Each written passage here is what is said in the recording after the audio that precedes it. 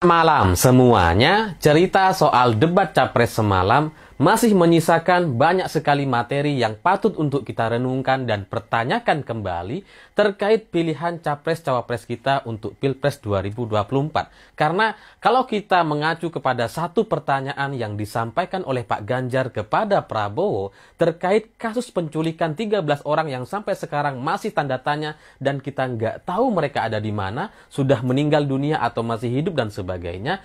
Ini jawabannya harus sangat-sangat jelas, harus sangat-sangat hitam putih, tidak bisa abu-abu. Karena ketika Pak Ganjar bertanya kepada Prabowo Subianto terkait 13 orang yang hilang, yang kita nggak tahu ada di mana, apakah mereka sudah meninggal dunia, kalau meninggal kapan meninggalnya, kalau memang sudah meninggal dunia, kuburnya ada di mana, karena keluarga korban ingin berziarah atau ingin mendoakan, ingin menyampaikan pesan-pesan yang selama ini mereka tahan-tahan. Jadi pertanyaan ini itu ternyata tidak mampu dijawab oleh Prabowo Subianto dengan baik. Bahkan Prabowo nampak emosi. Karena Prabowo bilang, kenapa soal orang hilang 13 itu ditanyakan kepada saya? Itu tendensius Pak Ganjar, itu tendensius. Loh, ini kan debat capres. Dan Prabowo berdiri sebagai capres. Nah, masalah ini, kasus penculikan terkait 13 orang yang tidak selesai atau tidak ketahuan sampai sekarang dari kasus tahun 98, ini sudah menjadi satu masalah dan bagian dari sejarah bangsa ini. Nah, Pak Ganjar nanya ke Prabowo, ya karena Prabowo sebagai capres. Kalau dia bukan capres, ya Pak Ganjar gak akan nanya ke Prabowo, ngapain? Jadi Pak Ganjar nanya ke Prabowo terkait 13 orang yang hilang atau dari kasus penculikan tahun 98. Itu karena Prabowo adalah capresnya, bukan sebagai penculik gitu. Kalau pertanyaannya sebagai terduga penculik, ya pertanyaannya bukan di debat KPU, bukan debat capres, tapi di pengadilan HAM gitu. Ini Pak Ganjar kan nanya sebagai capres, sebagai sesama capres. Nah, terus kalau nggak nanya ke Prabowo, mau nanya ke siapa? Capresnya kan dia gitu ya. Dan ini adalah masalah yang harus diselesaikan. Bagaimana cara menyelesaikannya? Itulah yang kemudian ditanyakan oleh Pak Ganjar. Kalau soal masalah bangsa ini kemudian tidak bisa ditanyakan kepada Prabowo, ya ngapain dia ikut capres? Ngapain dia ikut pilpres? Nggak usah sekalian, mendingan gitu ya. Dan yang menarik dari para pendukung Prabowo Subianto pagi ini gitu ya, kalau semalam mereka nggak bisa berkata apa-apa, mereka mau komen nggak bisa gitu ya. Pagi ini mungkin karena mereka semalam sudah ke apotik bersama-sama, pagi ini sudah lumayan tenang. Para pendukungnya kemudian mempertanyakan gitu ya, dan nanya gitu, kenapa untuk urusan kasus penculikan 13 orang ditanyakan kepada Prabowo? Kenapa ini kemudian pertanyaan-pertanyaan debat capres jadi menyerang personal katanya? Loh, sekali lagi, ini nggak nyerang personal. Ini urusan bangsa. Loh kok personal? Gitu ya. Apakah ini sekaligus sebagai bagian dari pengakuan? Ngaku kalau capres kalian itu penculik gitu.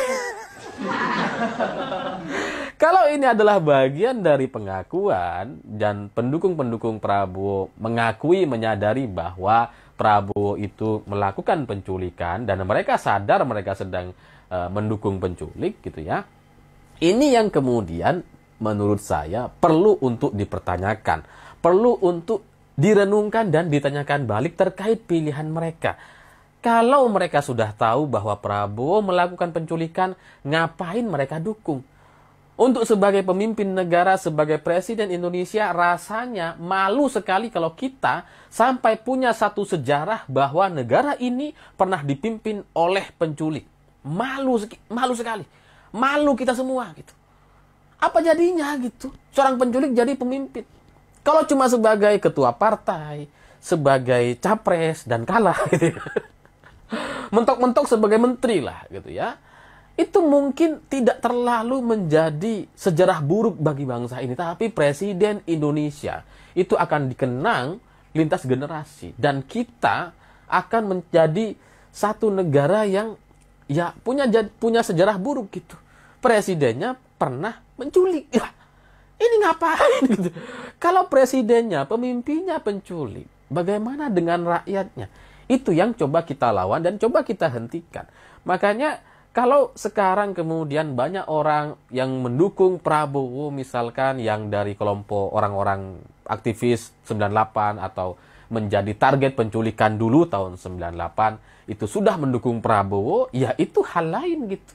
Kalian nggak bisa bilang bahwa, oh ini korban penculik sudah dukung Prabowo kok gitu ya. Prabowo juga semalam bilang bahwa itu yang saya kejar-kejar katanya.